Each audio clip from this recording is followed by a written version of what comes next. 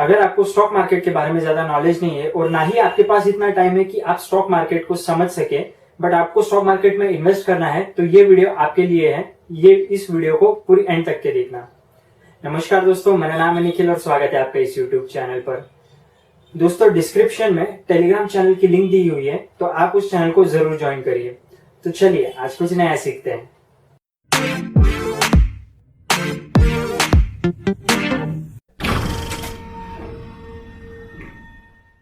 जिसका काम उसी को साजे, दूजा करे तो ठेंगा बाजे।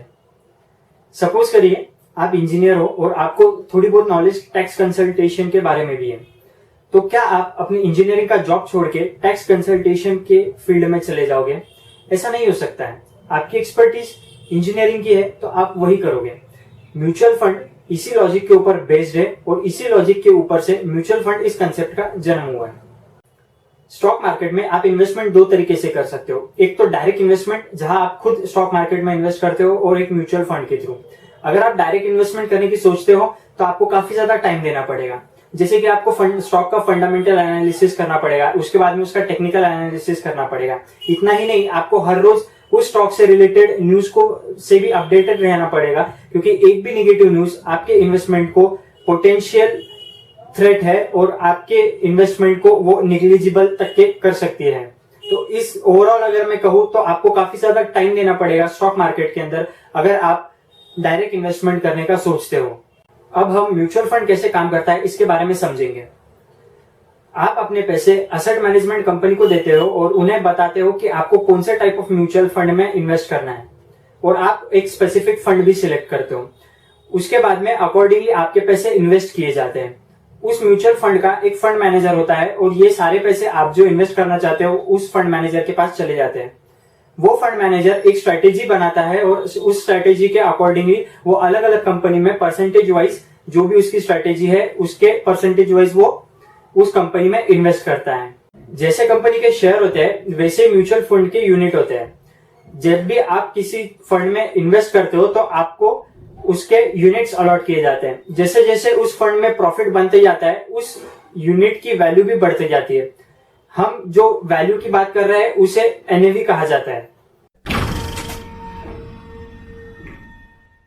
एक कंपनी है जो कि फंडामेंटली बहुत ज्यादा स्ट्रांग है, आप उसमें इन्वेस्ट भी करना चाहते हो, बट उसकी जो शेयर प्राइस है वो 10,000 रुपीज है और आपके पास इन्वेस्ट करने के लिए तो बस 1,000 ही रुपए है। अब आप जब डायरेक्ट इन्वेस्टमेंट करने जाओगे तो आप उस कंपनी के अंदर इन्वेस्ट नहीं कर पाओगे। बट जब आप म्यूचुअल फंड, जैसे आपके जैसे अगर कोई 10 लोग हैं, उन्होंने अगर उस फंड में इन्वेस्ट किया हुआ है, तो वो फंड मैनेजर जरूर उस कंपनी के अंदर इन्वेस्ट कर सकता है। तो एक जो कलेक्टिव पावर जो हम कहते हैं उसको हमें यहाँ पर एक एडवांटेज मिलता है, जो कि हम डायरेक्ट इन्वेस्टमेंट में नहीं कर सकते हैं एज ए रिटेल इन्वेस्टर।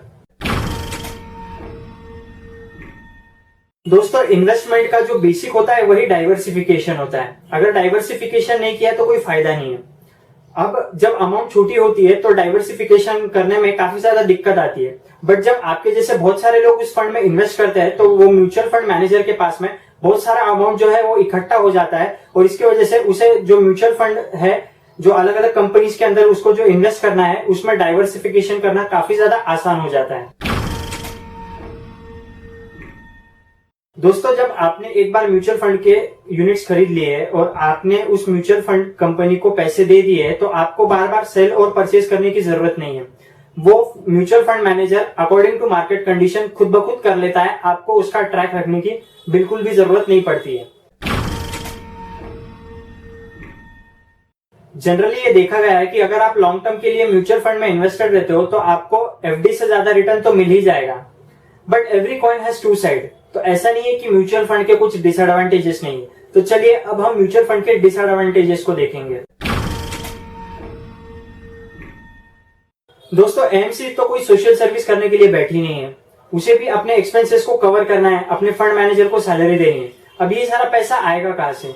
तो जितना भी आप इन्वेस्ट करते हो उसका जनरली 1 से 3% के बीच में आपका जो एक्सपेंस रेशियो ये माना जाता है। अब एक्सपेंस रेशियो क्या होता है? अगर आप 1,000 रुपए अगर इन्वेस्ट करते हो तो 10 रुपए से 30 रुपए के बीच में जो है वो आपका एक्सपेंस रेशियो माना जाएगा, और आपकी जगह पर अगर 3% भी अगर एक्सपेंस रेशियो माना जाता है तो आपके 1,000 रुपए नहीं इन्वेस्ट किए जाएंगे, बल्कि 970 रुपीज इन्वेस्ट किए जाएंगे, और 30 रुपए ये चले जाएंगे उस कंपनी के पास में जो वो बाकी के उसके जो एक्सपेंस है और फंड मैनेजर की सैलरी है उसमें वो यूज करेगी।